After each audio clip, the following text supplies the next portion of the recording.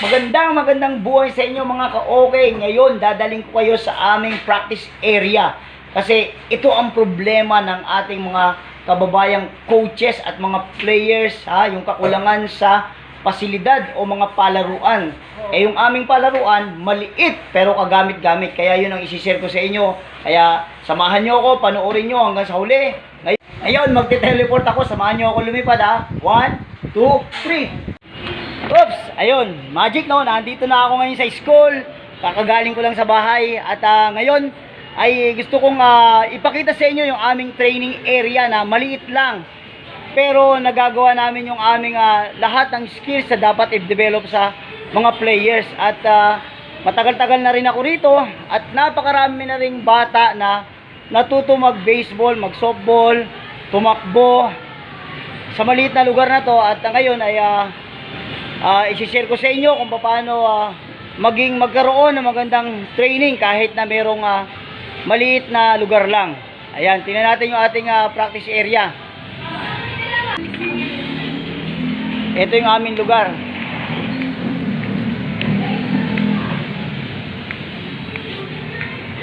Ayan. Wala kaming field. Gumagamit kami ng field sa Smoky Mountain Field of Dreams. Pero kadalasan dito kami nagtitraining sa school. At talagang dito para maging effective, kahit maliit lang yung lugar, ay kailangan maging detalyado ang ginagawang training.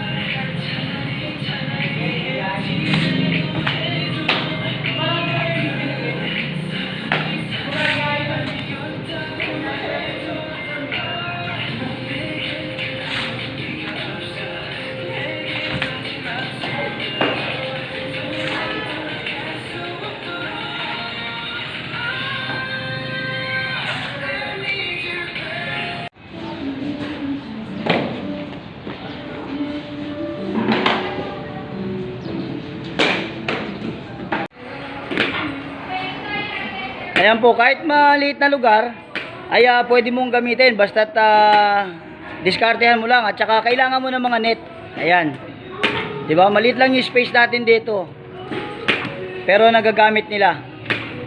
May pumapalo, may nagto-throwing drill, meron ding nagko-conditioning. Ayan.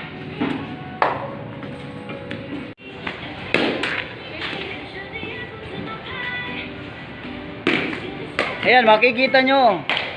Ito yung nagla-live pitch.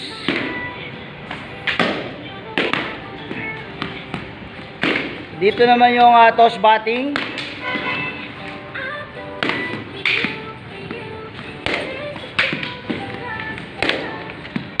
Ito yung pumapalo ng wiffle ball.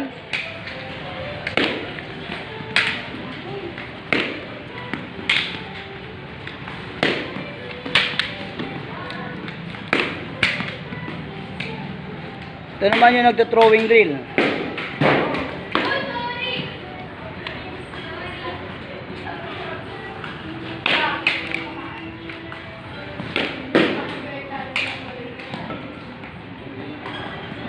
Ayan. Maliit lang yung lugar pero nagagawa lahat. Gagawa lang tayo ng mga station ng bawat skills na gagawin.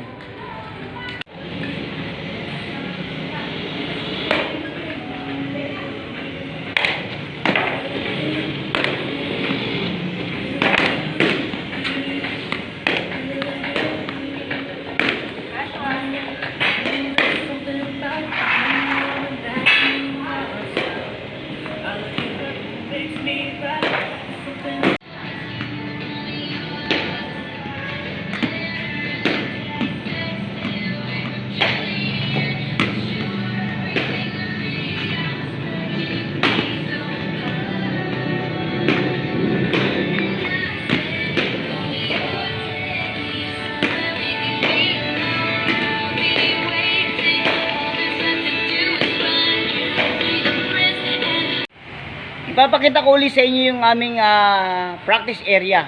Ayan.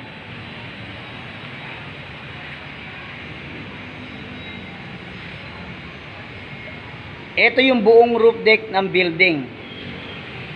At nung araw, nung unang punta ko rito, 1996, ay wala pa tong mga rehas na yan. Wala pa yan.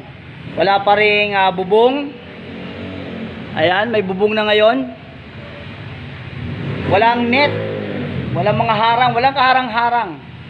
Walang tiles. Ngayon tiles na yan. Dati hindi.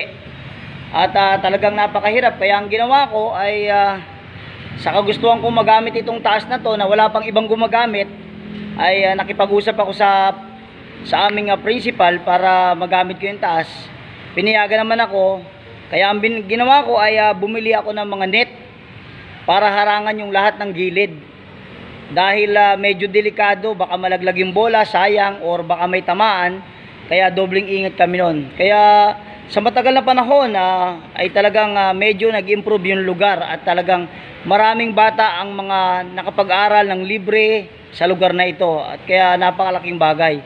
Dito sa area na to, sa ngayon ay dito ginagawa yung MAPE classes kapag may pasok. Kaya kami, dito lang kami sa loob ng cage. Ayan. Pero dahil walang pasok, nagagamit namin tong area na to. Ayan, ito yung aming lugar. Ayun, nakita nyo yung aming practice area at medyo nakakapagtaka kasi paano ka magkakaroon ng medyo maayos-ayos na baseball and softball program sa ganito kaliit na lugar, nasa taas pa ng building. Kaya nga nung naglaro kami sa US, alam nyo ba na medyo namangha yung mga Amerikano kasi naikwento ko sa kanila na kami ay sa ganitong kaliit lang na lugar nagpa-practice. Wala kaming field na kagaya ng ibang team, kaya nakakapag-field kami. Pag malapit-lapit na lang yung mga major tournament, ayun, nakakapag-field kami ng 1 o 2 beses sa isang linggo. At yun, kaya po na talagang yun ang lesson na natutunan ko sa matagal na panahon, na talagang kapag ikaw, pag gusto mo, pag talagang ginusto mo, pag gusto mong matulungan yung mga bata, magsasakripisyo ka. Kahit sarili mong pera, isasakripisyo mo. Oras mo, lakas mo, isasakripisyo mo para lang matulungan mo silang matrain. Kaya yun po yung aking lesson. Nagsimula ako na kulang sa facilities, kulang sa gamit, pero medyo naayos naman po yung program at medyo maraming bata o mga estudyante, players na natulungan. Kaya ayun po yung aking gustong i-share sa inyo dahil yun nga ang isang problema ng ating bansa. Pero ayun po, nandito po ako na magpapatunay sa inyo na kung gusto nyo, makakagawa kayo ng maraming paraan. Sana'y meron kayong natutunan at maraming salamat sa inyong panonood. Sana'y huwag kayong magsawa at abangan pa yung aking mga susunod na video. At yun po ang aking pakiusap. Sana'y i-share nyo ang ating video na ito. At huwag nyong kalimutan na mag-subscribe sa aking YouTube channel. Maraming salamat pong muli at pagpalain kayo ng ating Panginoon.